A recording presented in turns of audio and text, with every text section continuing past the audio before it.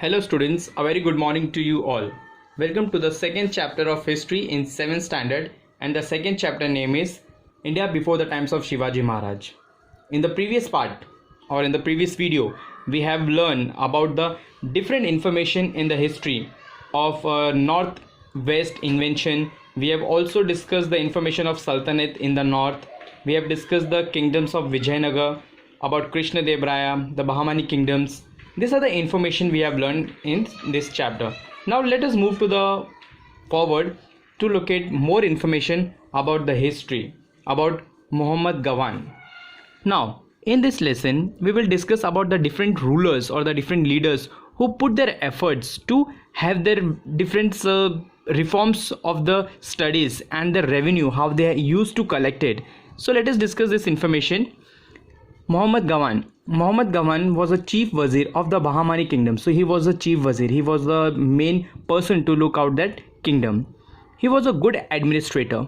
He strengthened the Bahmani kingdom, means he was having the strong what we can say strong power to coordinate the administrator of Bahmani kingdom. He started the soldiers their salaries in cash. Instead of throwing land grants, he brought discipline in the army. He introduced many reforms in the land revenue system. He opened a madrasa and bidar for Arabic and Persian studies. So the people who were doing religious or they are praying to the god, so he opened the madrasa and the bidar for Arabic and Persian people, so they can have a prayer for the god actually. So Muhammad Gawan, he was a person who was paying a salary to the soldier, but in olden times they used to give some of the land to the soldier, but he started paying the cash to the person. He was having a salary, he was paying cash to the employees who were working under his empire. So he started giving the cash to the person instead of giving land grants to the employees. After the death of Muhammad Gawan, factionism increased among the Brahmani Sardars. The conflict with the Vijayanagar kingdom had an adverse effect on the Bahmani kingdom. So there was a person or there were the Sardars who were doing many of the things because of the conflict. Why? Because Muhammad Gawan was dead. He has died some of the practices. So what he has did, he was having an adverse effect because of his dying. The provisional governors began to act more independently. This led to the disintegration of the Bahmani kingdom into 5 small powers. So that Bahmani kingdom was divided into 5 small powers. So some of the person has given some of the rights to look out that kingdom actually of Bahmani kingdom. So first person was Imad Da Shahi of Warhad, Baris Shahi of Bidar, Adil Shahi of Bijapur, and Nizam Shahi of Ahmednagar, and Qutub Shahi of Golconda. So these are the person who looked about the different kingdom of Bahmani, and that was divided, and different person was appointed to look after that area or the kingdom which they belong. Next is Mughal power. In 1562 CE, the Sultanate of Delhi come to an end. Mughal power was established there. So in 1926, the Sultanate of Delhi was ended because of the Mughal power, and Mughal power came into the ruling of that area. Babur was the founder of Mughal power. So he was a founder who founded the Mughal empire. Babur, he was a person actually. He was the king of Farghana in Central Asia in today's Uzbekistan. So he was a person who came from the Farghana and he became the ruler of the Mughal emperor. So he was a chief actually called in the Mughal. He came from the Central Asia of Afghanistan.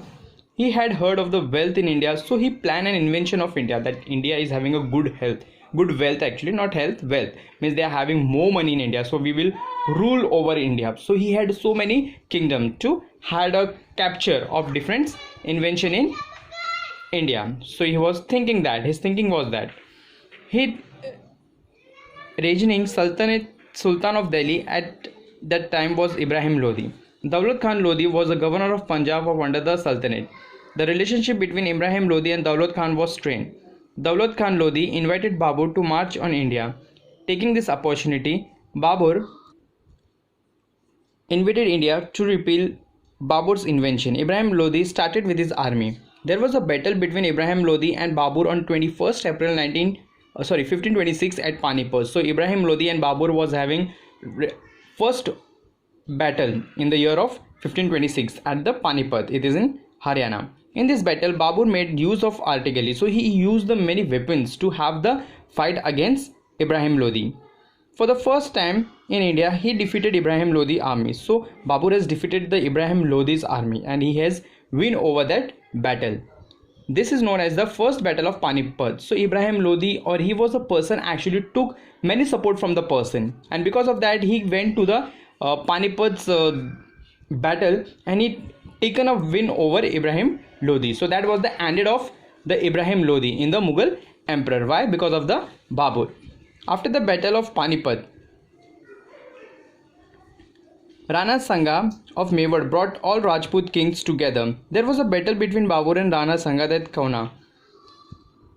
Babur's artillery and reserve force a key role in this battle, and Rana Sanga army was defeated. Babur died in 1530. So Rana Sanga, he was a person who was having a battle with the Babur, and he died in the 1530 CE. So he was a person actually belonged to the Rajasthan, and he was also having a battle with a person that is called a Babur.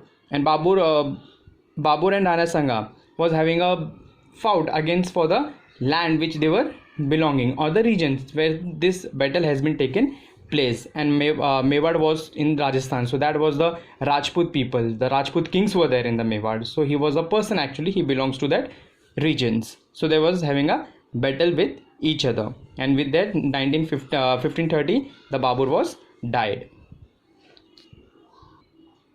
Akbar was the most powerful king of the Mughal dynasty. So Akbar was the most powerful king in the Mughal dynasty. So Mughal means जो घराना होता है मुगल का, that was having a most powerful king. He was called actually. When he tried to bring India under his central authority, means he was also there to capture the India of territory.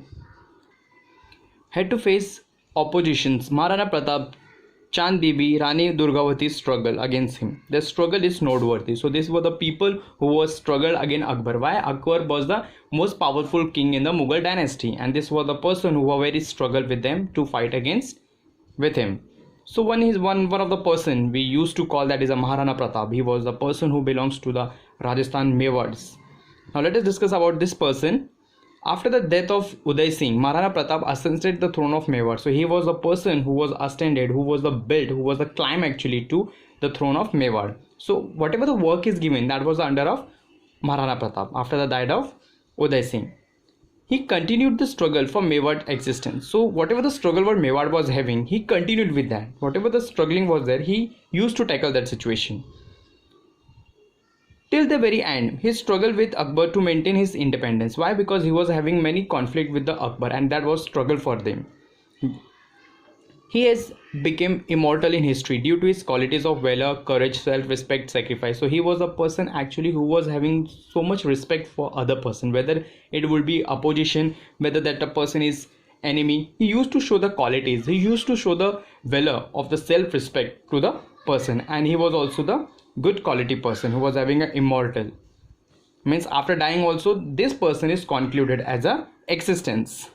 Next is Chand Bibi. She was a lady actually belongs to the Ahmednagar. The Mughal attacked Ahmednagar, the capital of Nizam Shahi kingdom. So the Mughal emperor also, the Akbar's territory or the Akbar's people were also attacked the Ahmednagar. In 1599 CE, the Mughal army put the fort of Ahmednagar under the siege. Chand Bibi, the capable daughter of Hussain Nizam Shahi of Ahmednagar, bravely defended the fort. So the people who belongs to the Mughal, they also had conflict against the Chand Bibi. She was the daughter of Hussain Nizam Shahi, and she was the defended lady. She has defended the person, but Akbar's territory was the most powerful to handle the situation. At this time, there was an internal strife among the functions of Sardars in Nizam Shahi kingdom. The result in murder of Chand Bibi. Later, the Mughals captured the fort of Ahmednagar, but the Mughals could not bring the entire kingdom of Nizam Shahi under their control. So because of that lady, and she died, some of the person has given some of the any blind fate to that lady, and she was murdered actually. So the person Mughals had captured some of the fort in Ahmednagar, but not the whole kingdom they have captured, but some of the fort they have captured of that Nizam Shahi. Next we will see Rani Durgavati. Rani Durgavati, why she was belongs to the Gondwana, can boldly be said to the comprise eastern part of Vidarbha. So that lady was comprised and belongs to the eastern part of Maharashtra in Vidarbha, part of Madhya Pradesh. To its north, the Durgavati, born in the dynasty Chandel Rajput, became the queen of the Gondwana when she was married. So when she was married with the Rajput family, she became the queen of that area or the dynasty of the people. She was an excellent administration. Means she was looking some of the work of that Rajput family. So she became the administrator and she was excellent to look after all the work. She struggle of Gondwana queen Durgavati against the Mughal is an important medieval history. So he was the lady actually of Gondwana, but she was having many struggle of that Mughals emperor, which they were having in the medieval history. Means in those time, in the ancient times, not ancient time, in the medieval history. After her husband's death, Durgavati laid down her life while fighting against Akbar, but she didn't surrender. So she was having a fight with the Akbar after the death of his husband, but she was not laid down. She didn't surrender. She was fighting continuously till his last breath, and she was also called a good lady because of her quality, and she was actually mastery of attacking the people. So she was also the lady. Nowadays we can call that ladies is also the having more superior power to tackle with the situation actually. Next we will see Aurangzeb. Aurangzeb became the emperor in 1658 CE.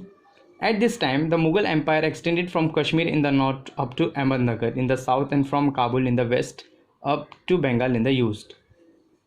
Now, in this, Aurangzeb was the emperor who became the king in the year 1658.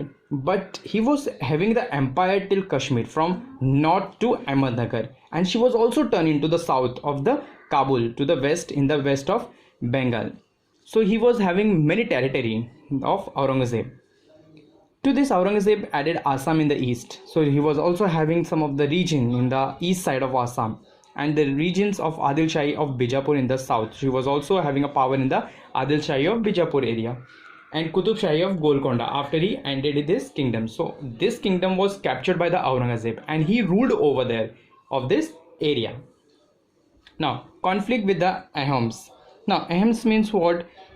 It is like a people who were settled in Assam. Means they have shifted to Assam with some of the groups with them.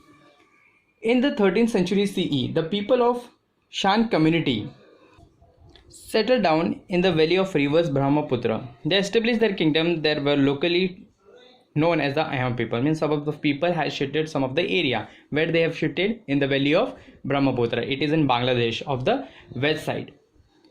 While Aurangzeb ruled, the Ahams had a prolonged struggle with the Mughals. So Aurangzeb was having many conflict and they were struggling with the Mughals empire. The Mughals attacked the Ahams region. The Ahams united under the leadership of Gadhar Sinha. Commander Lalchit Borpukhan gave an intense battle against the Mughals. So he was a person also came forward and he was also called as a commander. Another commander came forward and they were battling against the Mughals people to take the win over. The Aham used the guerrilla technique in the conflict against the Mughals. What do you mean by guerrilla? Guerrilla means the person who are going and they are, you have seen the movie actually Raid. The person and they are means they are taking the care of the money, that whatever the corruption will be there, they will be stopping. So that is also called as a small member taking part in the irregular fight. So means they are not taking the regular fight, means they are going in the irregular actually. It became impossible for Mughals to create a strong base in Assam. So that was the actually not a good strong conflict, or the person who was going for the battling of the power, they were not actually quite good to have a conflict with the Assam people of Assam of the Mughals actually.